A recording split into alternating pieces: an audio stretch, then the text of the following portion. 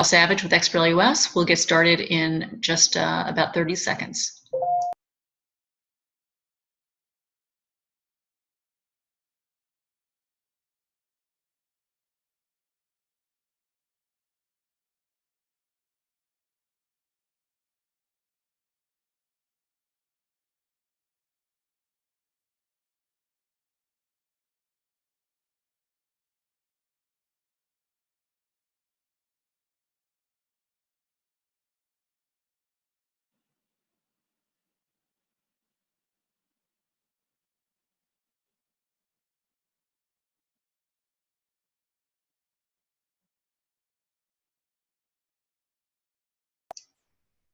Good afternoon, it's Michelle Savage, and you are here for the XBRL US webinar, Data Standards for the Surety Industry.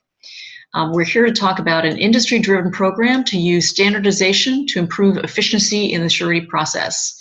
And we'll be talking about a toolkit that was developed jointly by the NASBP and the SFAA. And with that, I'm going to turn it over to Robert Kuhn. Actually, first, I'm going to cover a couple of logistical points. During our webinar today, if you have any technical issues, please email us at support, S-U-P-P-O-R-T, @xbrl.us, and we'll do our best to get you back up and online. And also, through the program, we will be accepting questions, which we'll be covering at the end of the program. So if you do have questions, just click on the Q&A link at the top of your screen and key in your question, and we'll queue it up for the end. So with that, I'm actually going to turn it over to Robert Kuhn, who is going to talk to you a little bit about the program. Robert? All right, thank you, Michelle. Thanks for everybody for joining us for this review of the Surety Data Standards Toolkit. Many of you have already participated in previous webinars or seen presentations at the NASBP annual meeting, so we're not going to go into the details of development of the standards. But so, basically the standards define the way surety underwriting and bond processing information is transmitted between users. It's not how it's used, it's just how it gets from one user to the other. For our agenda today, we are going to go over, we'll have an introduction, we'll review the elements of the toolkit, show you how to get started, and the folks to touch base with, and then hopefully answer your questions. Our speakers today are myself, I'm Robert Kuhn, Vice President of Surety with Scott Insurance. I'm also the chair of the NASBP Automation and Technology Committee. Also today we have Greg Davenport, Senior VP of Global Operations with Liberty Mutual Surety. Nicole DeCharo, Director of Commercial Surety with AIG. Michelle Savage, VP of Communications with XBRL US, and Sean Stewart, Market Development and Retention Manager with ACORD. Right now, I think we have a mix of agents, software vendors, and sureties that have signed up to participate in this webinar. So first, we wanted to go, what's in it for you? For agents and brokers, it's a kind of a peek into the future to see what opportunities you'll have to transmit data to the sureties and back again, hopefully, as well as potentially down the road get it from your contractor clients or commercial surety clients. But we also want y'all to understand how y'all can help to make this a reality, because it is a big step forward to the surety industry. For sureties, we want you to learn how the data standards can help drive the efficiency of the process, hopefully open up some B2B opportunities and improve overall performance. But we're focusing on the toolkit and how it'll help understand the process, help get management buy-in to support the program, and then how to implement the standards. For vendors, it's kind of a mix of the two. It's understand what the standards are, how to implement them, give you the opportunity to develop those B2B opportunities, and see what resources we have available for you to do that. Some of the considerations that everyone should be considering is, how much time are you spending gathering the data, the underwriting data, the bond processing data, and how can that be improved as you look at what we're able to do?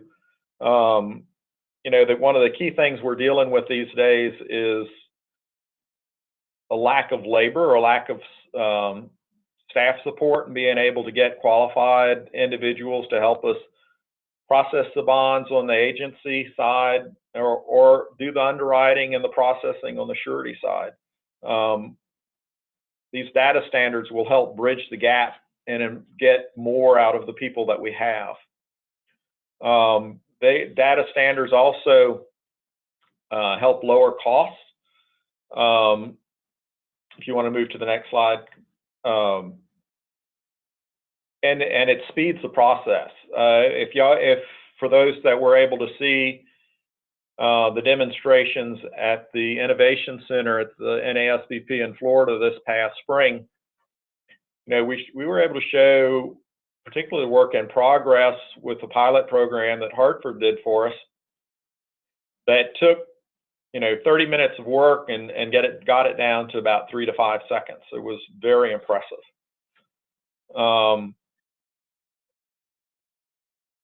When we started this process, we chose to partner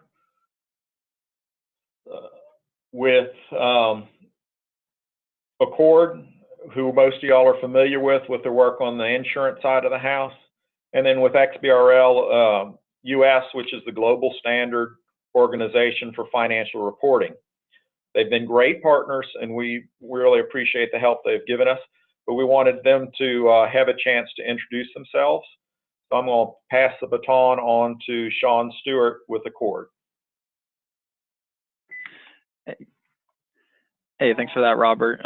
Yeah, as you said, my name's Sean Stewart. I'm the Market Development and Retention Manager here at ACORD, and I'm just going to give you some background in regards to, ACORD and how it relates to the surety industry. So ACORD was formed by the insurance industry and for the insurance industry, dating back to the 70s. Ever since then, ACORD's main objective has always been to facilitate fast data exchange and more efficient workflows, and we've done that through the development of electronic data standards, standardized forms, and then tools to support their use. To date, ACORD standards and forms are actually used to write approximately about 1/3 of the global insurance premium, and by doing so, with over 300,000 forms being downloaded. And I think the main question here for you guys is, so how is ACORD working with the surety community currently and in the past? So, ACORD's been working with the surety industry, dating back to the mid 90s, and since then, Surety and ACORD have developed surety standards that have been implemented by some of the major carriers and surety agency management systems, mainly for the report of execution in real time. But we've noticed since then, the implementation has slowed down drastically since. And the main reason we saw was, basically because many companies weren't seeing, the business case for it. Fast forward now, we've developed what we call e-forms, and within those e-forms are e-labels. And by using these, we feel there is a business case to not only complete the report of execution, but also bond requests. And Greg and Nicole will be able to speak more on those use cases a little bit later down the road, and kind of give you an idea of the low cost of implementation, as well as the high value of benefits that go along with it. In addition as well, we've developed a low cost forms license specifically for surety vendors, and we did this to help reduce the cost of implementing these forms within their systems and help the agents get those forms in their hands as well to streamline that data transfer. To find out more about that vendor-specific license, feel free to reach out to me. My contact information should be at the end of this slideshow. And and now to speak on behalf of XBRL and their role in this, I'm going to forward it over to Michelle. Great, thanks very much, Sean. Yeah, I'm with an organization called XBRL US. We are a nonprofit standard setter, much like ACORD. And our job is to develop financial data standards that are used for lots of different reporting domains.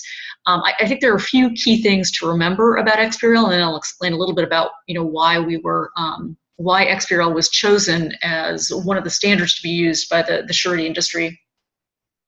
XBRL is a free, open standard. It's not proprietary. There are no licensing fees associated with the use of XBRL. XBRL was developed, in the United States, and today it's used by every public company that reports to the Securities Exchange Commission. So every quarter, over 6,000 public companies report to the SEC in this data standard format called XBRL. Every bank also reports their financial statements to the FDIC, the Federal Deposit Insurance Corporation, in XBRL format. So there's widespread use of the XBRL format in the United States. And so many of the companies that are involved in this process on the surety side, the surety carriers or the contractors or the financial institutions, they're already reporting in XBRL format, and that's why it's a good standard to start with. It's a global standard. It's used in over 60 countries around the world. Over 10 million both public and private companies report in XBRL format, and it's been adopted by over 100 regulators around the world, securities regulators as well as business registrars and government agencies as well. XBRL is the only financial data standard. And when it was initially developed, as I said, here in the US, it was developed specifically to work with financial data. So it has a kind of structure that handles the unique characteristics of financial information, things such as units and time period and dimensional characteristics of financial data. So it's designed specifically for that purpose, so that data that's reported in XBRL can be consistently and comparably distributed in a computer-readable fashion from contractors onto sureties. And those are the reasons that it was chosen for this project. And what Nicole and Greg are going to be talking about a little bit later is how XBRL can be used to automate the process of collecting work-in-process data, in addition to other types of financial data from contractors. So that's really what XBRL is all about. And again, just as with Sean, my contact information is available at the end, and I'm happy to speak to anybody who wants to explore a little bit further how they might adopt this. So with that, I'm going to actually turn it over to Greg, who's going to talk a little bit more specifically about the toolkit. Thanks, Michelle, and hello, everybody. Good to have you with us today. I get the distinct pleasure of unveiling to you for the first time the toolkit that we've been working on for quite some time. And this is a product of a whole lot of people representing agents, brokers, carriers, and vendors, as well as Robert mentioned, ACORD and XBRL, who put this together. And so I'm going to show you, if you could scroll down just a little bit, Michelle, please. The components of the toolkit are a workflow summary, which I'm going to talk about, and then when I'm done, I'll turn it over to Nicole, and she'll walk you through the rest of the toolkit, which includes a business case document, a cost-benefit analysis calculator, a customizable PowerPoint presentation that you can use to share with your stakeholders to help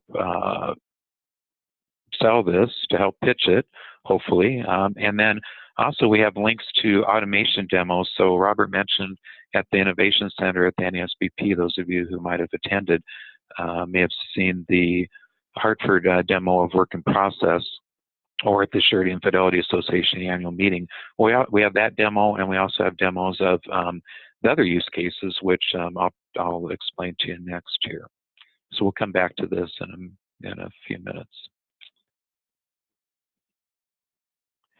So we developed, again, with the help of a lot of people, 4 use cases for really 4 different processes within Surety. So we have a use case for bond request and for report of execution. Both of those use ACORD forms with the e-labels that Sean talked about. You must use the forms, but they are the industry standard forms now. And Again, if you've participated hopefully in one of the other webinars, you've seen those and understand what that's all about. And then the other two use cases are for financial information, specifically work in process reports and contractor financials. And again, the standards are all done. On those cases, you don't necessarily need a form, although NESBP in their forms toolkit, they do have a work in process template and a financial statement template you could use. But we know that typically the contractors, or this also works for commercial accounts, keep that in mind, it's not just contractor financials, that they can supply in their own format. The key is getting it in Excel format so you can import it. Or if it is already in XBRL format, it could even come in via PDF. But what you'll see when you go into the use cases, this document I'm going to walk you through one example, is that you can see an example of how it can come in XBRL, or if it doesn't come in XBRL format, the surety carrier or the vendor could actually convert it into XBRL. So it doesn't have to be in that format initially. There can be a conversion, but the end result is the same. With a click of a button, all this data feeds automatically into the next system that's the receiving system. So let me walk you through what we have in a use case. So the document itself, I'm not going to go through that, but what you'll find when you open that will be a glossary of terms, a section on how to use the document, and then there'll be a series of these kind of slides with graphics on present state and then current state. So just as an example, I'm going to walk you through bond request future state and on how to read this to determine the technology, what we're calling the technology level that you might want to get to. And so these forms, like in the case of the bond request, again, using the ACORD standard forms, you can implement this in a very simple fashion, or you can implement it in a very robust fashion, if you will, that everything's automatic, has message validation, the whole works, that it just everything happens with the system. But as Sean mentioned, our implementations have slowed from what we did with ACORD, 20 years ago. And part of that is because I think that the solutions have been very complicated. So it's up to each of you on how, again, what technology level you want. But our committee advises that you might want to start out real simple, and then you can always build on that. So my main point to leave you with is that you can do a whole lot with these forms. It's not just kind of the simple solution, but let me kind of explain what the simple solution might be. So we start over on the left with the principal. So with a shovel, that implies it's a contractor, but again, it could be a risk manager for a commercial account. And if you go to the right, we have two scenarios, or three scenarios. One would be if there's a surety agency management system that you have given access to your client. If you're an agent, they've given access directly to the client. In that case, they would enter right into that system. It's secure, it would go to the agent. Okay, that's one way. Another would be the agent gives the principal the form and they email the form. Or a third way might be that there's an aggregator site. Again, it would still all go to the agent. Now down below is the other fourth way, and that would be if the agent or broker has a co-branded surety platform. It's out there, so to be more specific, it looks like it's the broker's or agent's platform. Maybe it's a surety platform behind the scenes, but the principal would go directly in there and put in their bond request. So basically 4 options, but in every case, it would go to the agent. And then if the agent has a surety agency, if they don't have a surety agency management system, they would simply email the form. And then it would go to the carrier. If you look up at the upper right and kind of track with me over there, and you end up getting to the technology level. So like 1A is where the surety gets the form and they manually rekey it. Well, that doesn't really get us much further, but at least it's a start. At least we're working with a standard form. But preferably, the surety will build a way to take the feed from the e-labels automatically into their system. And that's what technology level 1B is. I think the what we call maybe the happy path, the best thing to do initially would be kind of in the middle. And that's where the agent has information in their surety agency management system, and then that is sent, the output is sent to the carrier, either through email or through a web service. And the reason that I call that the happy path is that it should mean literally no change to the agent's workflow. You would still, if you're an agent or broker, you would still enter the same screens you do today. And the only work is really on behalf of your agency management system to have the output come in the ACORD standard format. And then again, the surety's work is to pick up that data and extract it automatically into their system. And then you can look, if the agent works with a surety bond platform, they could interface that way too, and that's where you end up with the surety automation levels 5 and 6. So we have this kind of chart for every single, well, each of the 4 use cases. And again, you can see there are lots of different ways around this. Back to kind of that web service piece right in the middle in kind of the orange color. You could, the surety could get so fancy as to validate the messages and all that. Again, I want to leave you with the thought that that can all be done. You may not want to start there because, of course, the more you build into it, the more expensive that might be. But again, that's all up to you. So we laid this all out for you. You can go to the next slide, please, Michelle. So then the other part that goes hand in hand with this are really the words that it's kind of like a children's book, adventure book, where you pick different paths based on your choices. But this basically walks you through the same thing I just went through, where you can say, all right, if the principal requests a bond from the agent using email, fax, phone, mail, or Dropbox, proceed to step B. If they enter it into a website, then you have technology level 6. So you're kind of done there.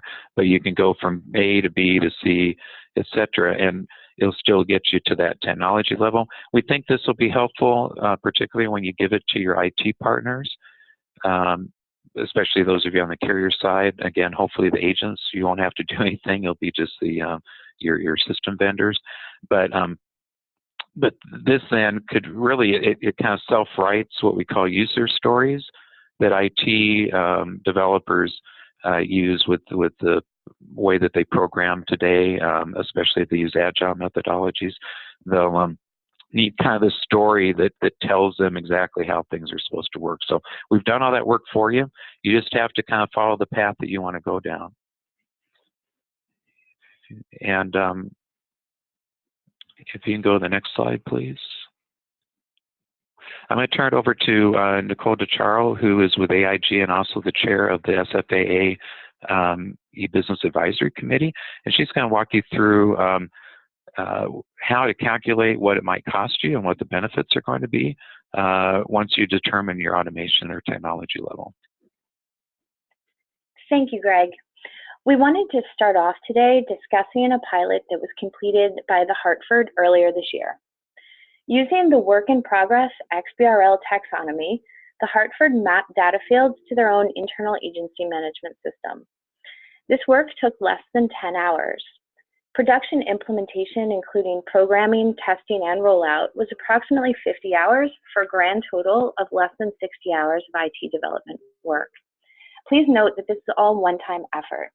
So once these fields are mapped and we determine our desired level of technology to implement, as Greg had described, this effort is only a one-time occurrence.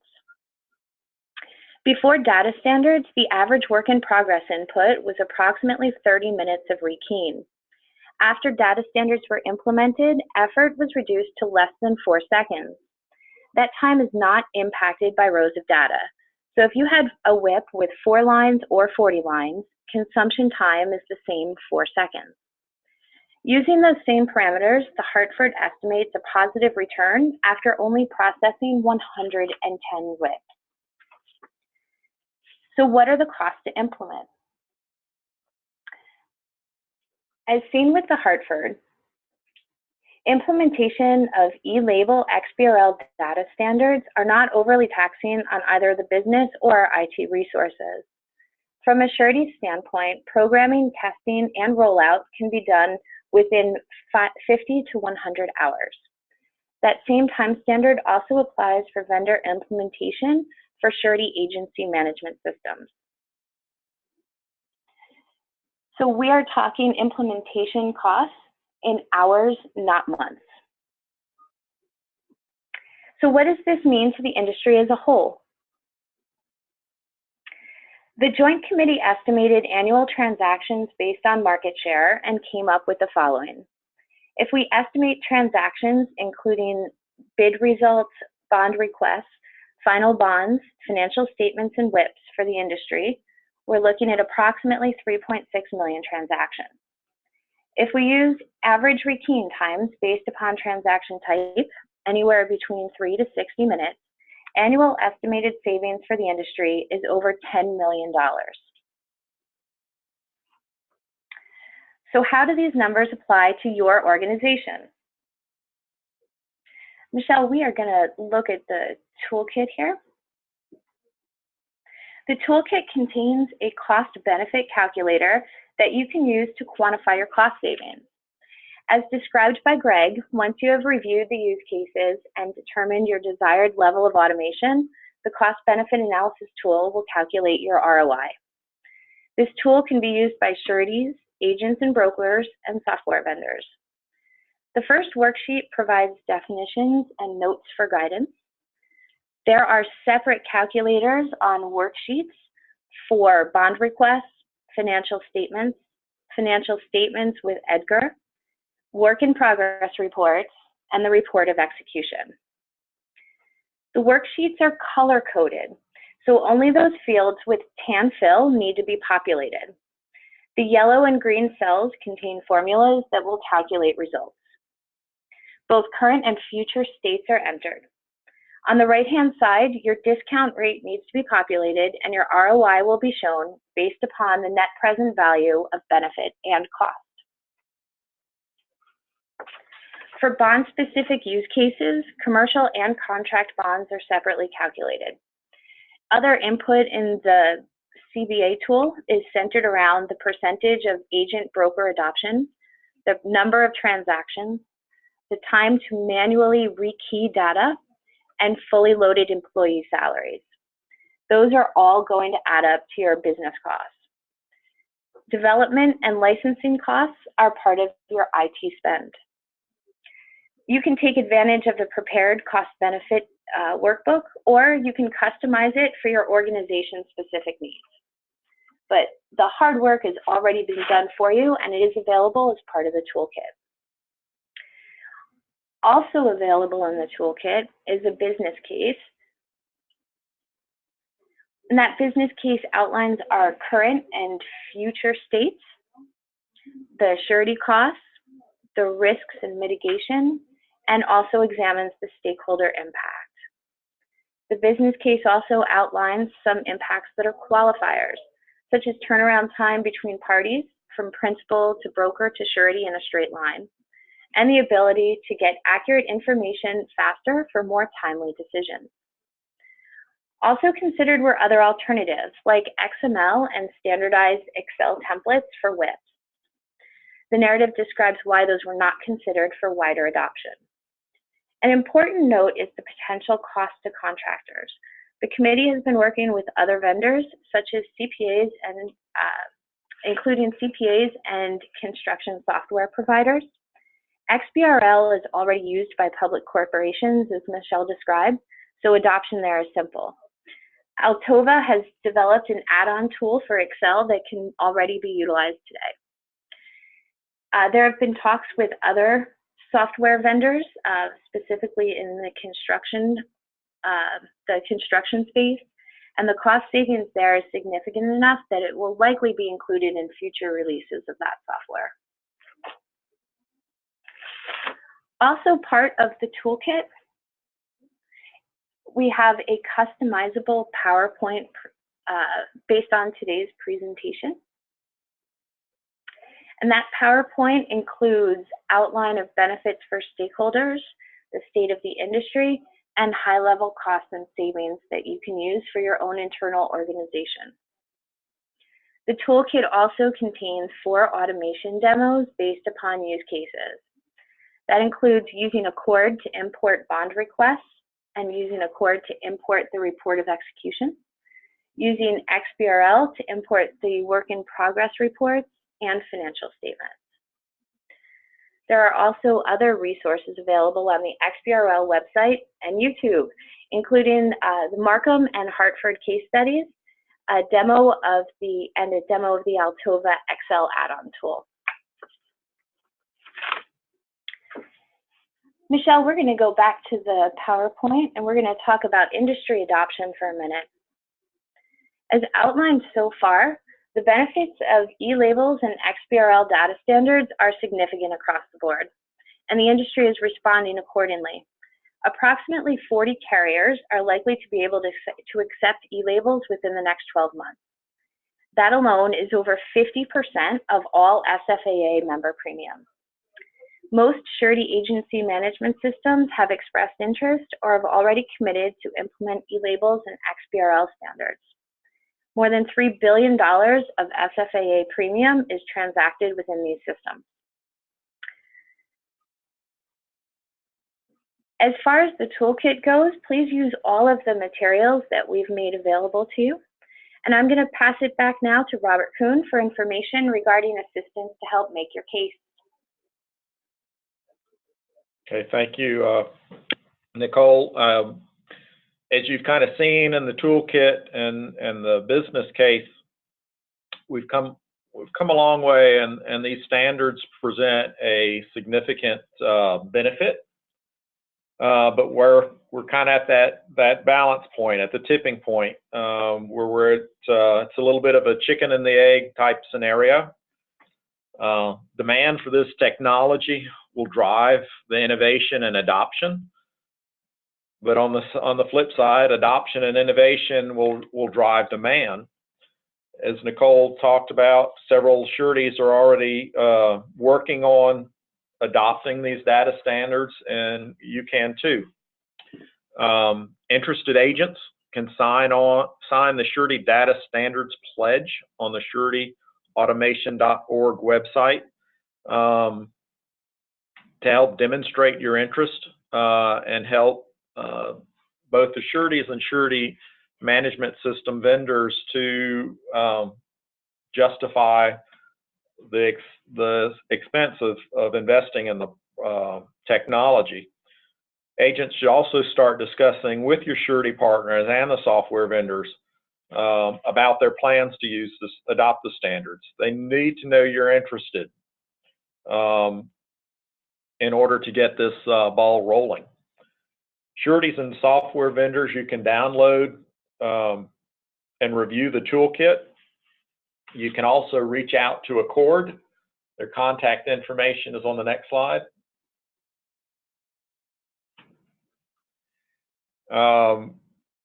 Most sureties are already ACORD members, so they've already got that under their belt. And ACORD, as Sean mentioned, is providing a very reasonable licensing package to the surety vendors to help them get started with providing the ACORD e-label forms now and for the long term. XBRL can be reached with this information, and they are also available to assist you with getting started with their financial standards. The immediate payoff is that public companies, as mentioned, already have their data available in XBRL format, and so it can go right into the systems as soon as it's adopted. I think with that, I want to go ahead and open it up for questions.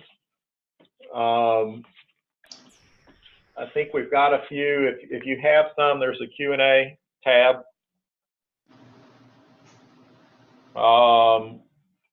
This webinar, one of the questions up here is will the webinar be recorded and available? Yes. I think, Michelle, what's the timetable on that?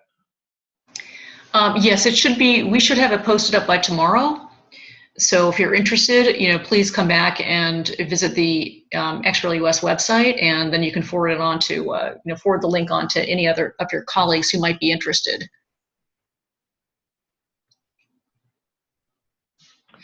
Should we take the questions now, Robert? We have gotten a number of questions, and again, as Robert said, if you click on the Q&A link at the top of your screen, you could submit your questions there. Okay, the first question that we got is, what if the principal does not wish to change over to ACORD request forms? This is Greg. I'll take that one if you don't mind. Yeah, great, Greg. Okay. Actually, it shouldn't be a problem. There are a couple of different options. One, if the agent or broker has a surety agency management system that's, I guess, web connected that the principal has access to, there's no change in the principal's workflow. They don't see the form. They just enter the screens like they do today when they request a bond. Now, if they don't have access to surety agency management system, then the agent or broker has a choice. They can, I imagine that most of the time they've given them their own form, with their logo on it, the agent or broker. So you can continue to take that form and then rekey the information into the ACORD form, or preferably into the agency management system. So that's just what you're doing today. Again, no change on the principal. Or if you are giving the principal one of your forms, a tablet of paper or a PDF with your logo on it, then maybe just ask them use the ACORD form instead. It's the same information. I mean, we vetted this with all kinds of industry stakeholders from every perspective. It's still the minimal data. It's not anything that's anything more than what you probably ask for now. So again, I think that you can rekey it, or you can take the other approach. I'll just re-emphasize, and this applies to the XBRL too that was mentioned with working with financial management systems. Our strategy really is to try to convince the vendors to output things in either XBRL format or ACORD forms. And that way, there's no burden on the principal. There's no extra burden on the agent. It just comes out automatically.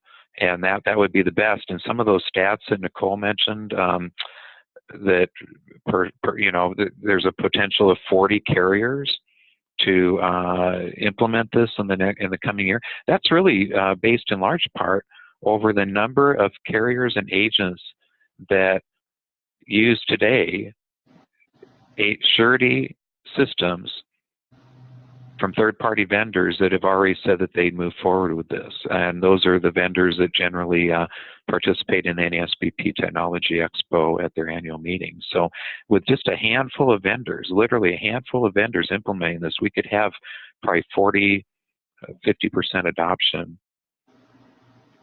And what I want to add to that is, and this is why we encourage the agents and brokers to talk to their vendors about it, is one of my hot buttons is learning different systems for each surety, and when they have their own agency portal. With this technology, it should be relatively easy for my surety management system to reach out and send the same data to 5 sureties into their own portal, so that you're not, you just have to identify who you want it sent to and hit the button once, versus rekeying or resending it to each different surety on their own. So there's a huge benefit to the agents and the sureties out there, because there's no rekeying. It's instantaneous, and the data is the data is correct, and so it's the benefits to the industry are incredible. And this is Greg, and the cost is low to get those forms in. Again, just a static form. It's just like mapping a bond form. Those of you that are agents or brokers, where you give your vendor a bond form to put in, or those of you on the carrier side, the vendors have unanimously said it's 20 minutes. Some have done it in the course of a meeting we've had. Now, to put the e-labels on is a little bit more, but again, as Nicole mentioned, and it's in the business case documents, it's very little. We're talking hours, not weeks or months. To address one of the other questions that's come up is this is an adoption process.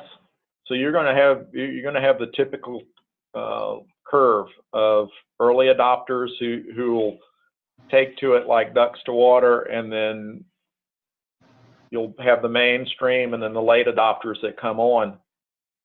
Well, with the adoption of the technology, it's the same thing.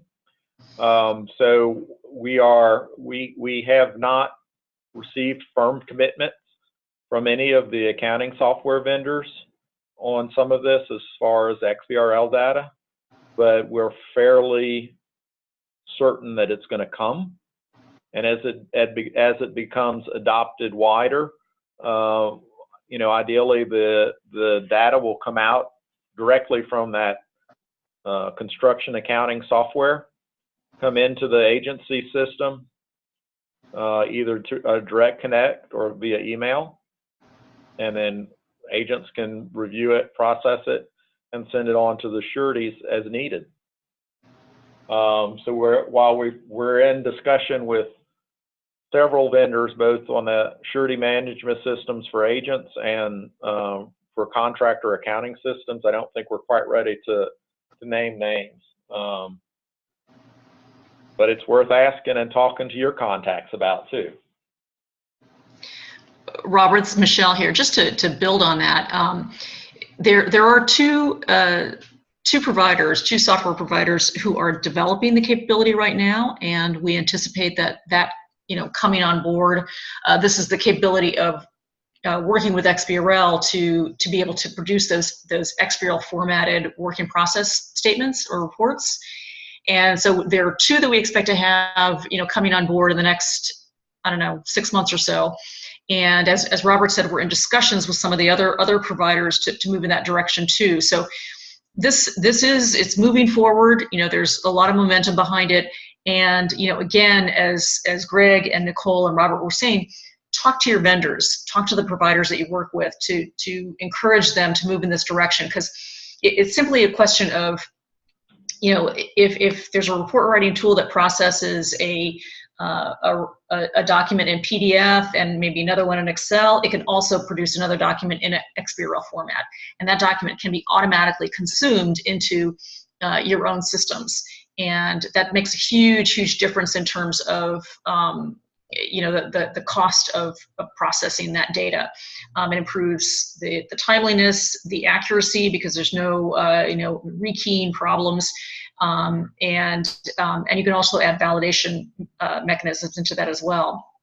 I think one of the other questions that we got was about the add-on tool for Excel. And so if a contractor uses this add-on tool and generates the working process, it can be uploaded automatically. It will be in XBRL format. So that is another option for how this data can be created in the standardized format. But this is great. But if the contractor does not use the add-on tool, and again, as Robert said, the adoption, we understand is going to be, particularly on that, is going to be slow because nobody really wants to ask contractors to do more work. Right. The question is, what if they send you the WIP in Excel? Can it be uploaded into XBRL? Yes, the surety can use a plugin or build their own tool to put into XBRL and get it into their system. Or again, if there are, as Robert said, we're trying to work with third-party system vendors that could do the same. So I spoke to the SFAA annual meeting along with Hartford and with other representatives from XBRL, and encourage people, to really take a hard look at that, because if we all just go out and start, as much as we like to, if we start putting this on the principal, that's going to be a harder sell. If we can start doing maybe some of that ourselves, again, it's a one-time mapping, and then every time you get one, I mean, sometimes you get 12 work in process schedules a year, right? You just hit a button, it feeds it in instantaneously, and as Robert said, it's kind of a supply and demand thing. If we show that we're getting it, then we have more business case to go out to the vendors and encourage them to develop it. And then there's also a question here specifically about the ACORD forms. Are any surety vendors piloting or using the ACORD forms at this time? And so who are they? We're probably not at liberty to say their names without their permission, but what I can share with you, and without naming names, you can probably guess based on what I'll tell you, is that just about every single surety-specific third-party vendor has participated in this. They've said in the working group meetings online, and also we've had some in person, so they've been active participants. They have participated in the Innovation Center expos and the technology show that Robert mentioned in ASBP, and leading up to that, almost every one of them did a pilot in one form or another with those forms. And as I mentioned, all of them have said that it's a very simple process. It's really not much different than just mapping a bond form. And as many of you know, the surety-specific vendors, whether it's for the carrier side or the agency side, have thousands of bond forms in their systems. So there's broad support. We just need to get them to put the labels on, and so we can actually extract the data. And again, somebody asked how much does this cost? It's going to vary by the system, and particularly if you own your own system, you'll have to explore that yourself with your IT partners. But again, through all the pilots that we've done, all the vendors we've talked about, both third-party vendors and also surety technology people, this is very, very minimal. Very minimal. Again, 50 to 100 hours, if you think back to the slide that Nicole sent, that's what we estimate it will be for development time, which is, it's money, but it's still peanuts compared to most technology efforts. This is one of the probably simplest things you could implement from a technology standpoint and get such a large bang for the buck. The ROIs on these, if you use the template, you're going to find that they're, in the thousands of %.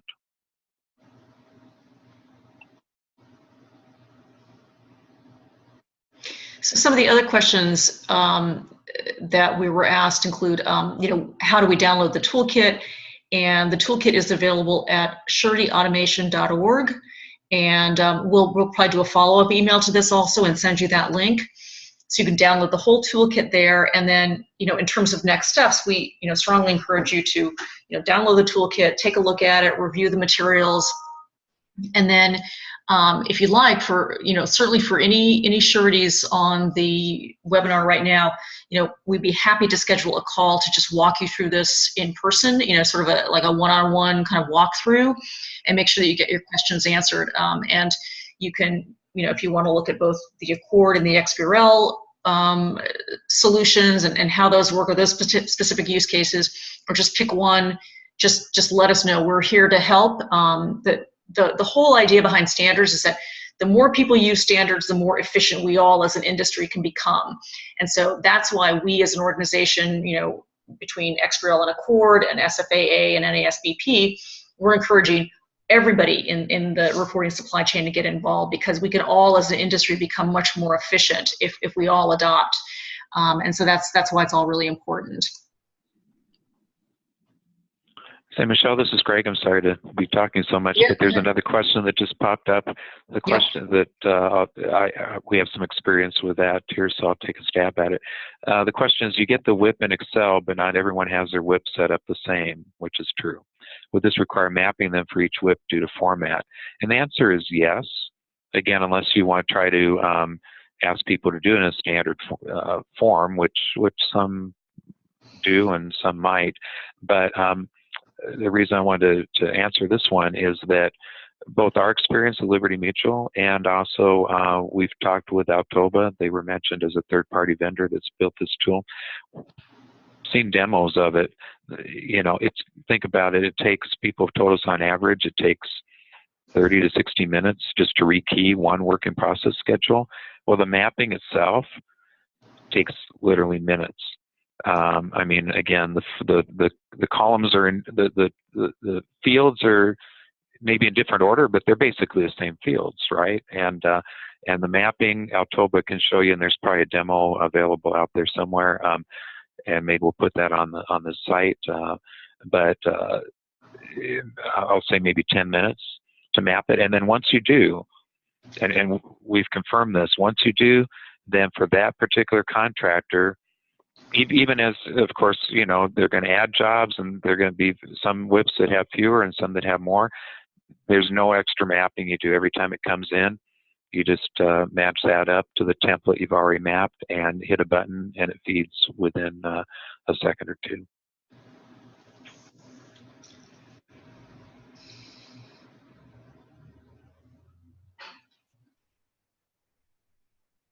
Great. Let me see. I think we have another another question that just came in.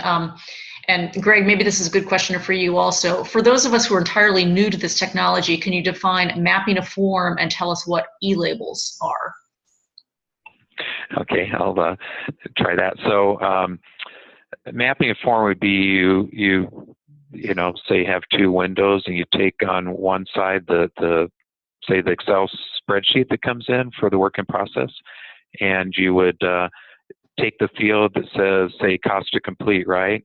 And you just drag and drop it over to the tool on your new window, and that's going to be your template. So it's just putting the fields and moving them around. It's literally a drag and drop exercise. And in fact, I've seen Altoba, as Michelle has too, where they can actually select multiple fields at one time. You know, you hit Control Alt or something and copy, and you know that's what mapping is. You're just trying to match from the different formats that come into a standard format that your system's going to then use to intake it. And the e-labels, it's similar. So e-label is what we refer to for the ACORD forms, and what that means is that when you get the form in, it's not just static information in the fields that people fill in like we get today, where that's why you have to rekey it, right? We're able to take that data in XML format, the ACORD XML, and each of those fields, there's all kinds of data around it. If you're a technology person, there's all kinds of information that describes what that field is. So, you know, like an address is the computer knows it's an address. It's not a name, it's an address. That's all embedded behind. You don't have to worry about that. Those of us that are just normal business people, we don't have to worry about that. The programmers do, but it's already defined by ACORD. It's already defined by XBRL. And so because of that, it knows exactly to put address from the form into the carrier or the agency management system's address field and not put it into the name field. Hopefully that helps answer it for you. The next question we have is, do you see a minimal sized contractor getting interested in the automation option? And our goal with this whole program is, you know, and as you saw with the use cases, we know there are lots of different ways that contractors prepare their financials and their work in process. And I'm just speaking to those two use cases now. We know that, you know, sometimes they create them in Excel, and they may, you know, reformat things and change things around and revise numbers. Sometimes they generate a WIP directly out of their financial system, out of a report writing tool that they have. And our goal is to do this at zero cost to the contractor, to give them a way of generating a standardized format work in process or financial statement without changing their existing process. And we know that we're not quite there yet, but as Robert said, we're working to get a lot of these different service providers involved, software providers, in revising their system so that they can generate that XBRL data. And we do have a couple of companies that have made the commitment to do so. We have an add-in to an Excel spreadsheet, which we think is going to be a good option for a lot of small contractors.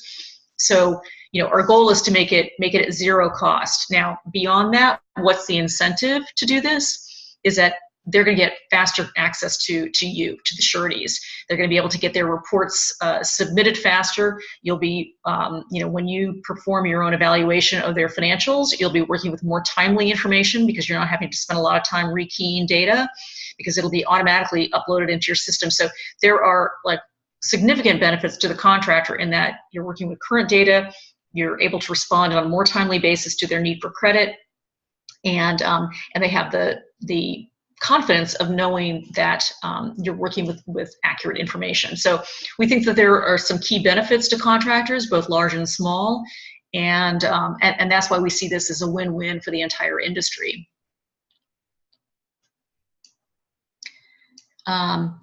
And I'm just looking at another question we got is, besides Excel, what formats can be used for the work in process?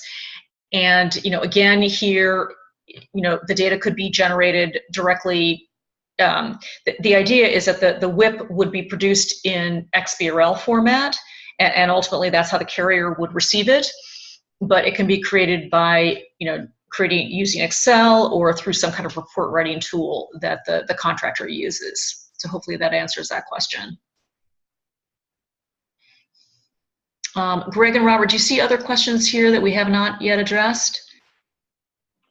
I think we've covered pretty much all of them. To kind of tag on to that last one though, with the data standards, they are getting a work in progress or a financial statement in a PDF or a different format other than an Excel function.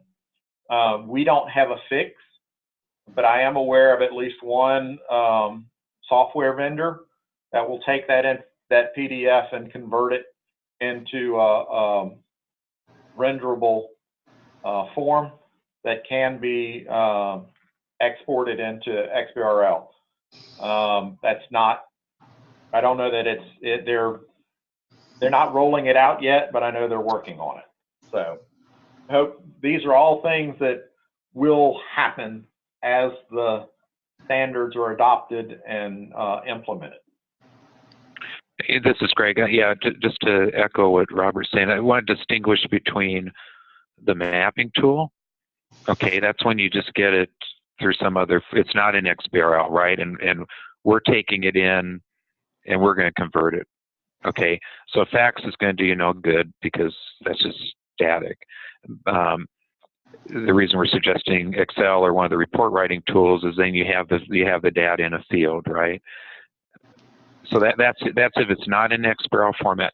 But as Michelle's mentioned, if our vision is that someday we'll be getting it in XBRL fashion, and it can actually be in, as Robert said, a PDF. So you think about the CPA reports that they give you. We'd love to, and we've had CPAs participate in this too, this initiative. So over time, when the CPAs start to prepare in XBRL format, they'll send the agent broker, and then they'll send it to the carrier as well, the PDF, right? So everything's locked down, but yet we'll still be able to extract that data in XBRL. So that's our vision. It's just that that's going to be really, really slow going, and why we're saying let's not wait.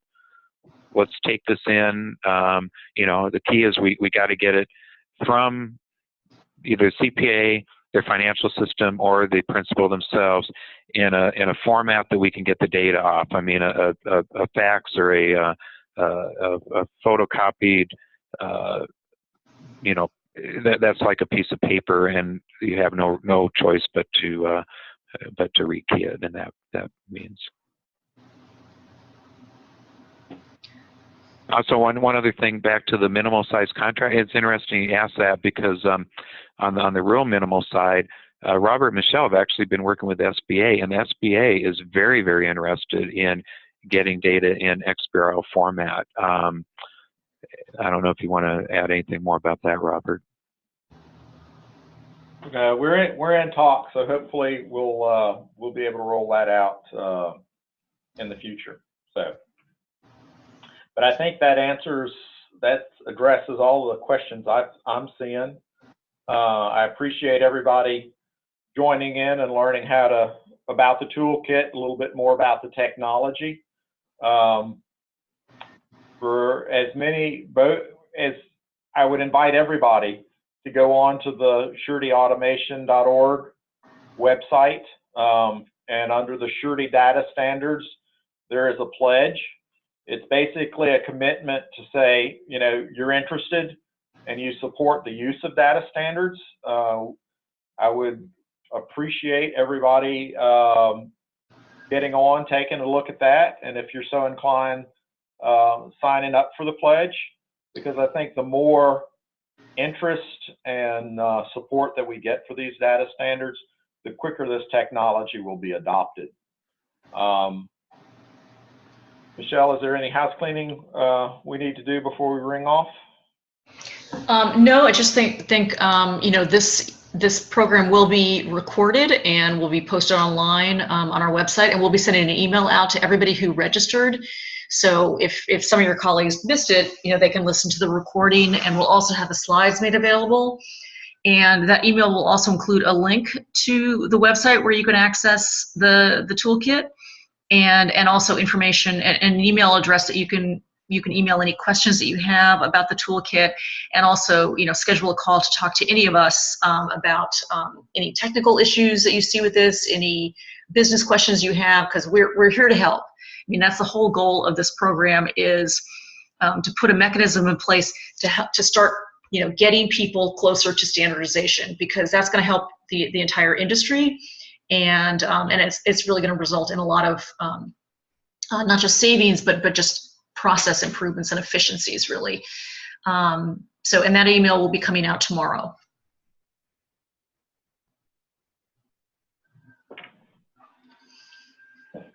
Okay, well, thank you. Thanks to everybody so much for joining us today. And, we'll be probably sending out messages as we go forward with other news as vendors come online, and, and we look forward to your questions. Thanks, everybody. Thank you.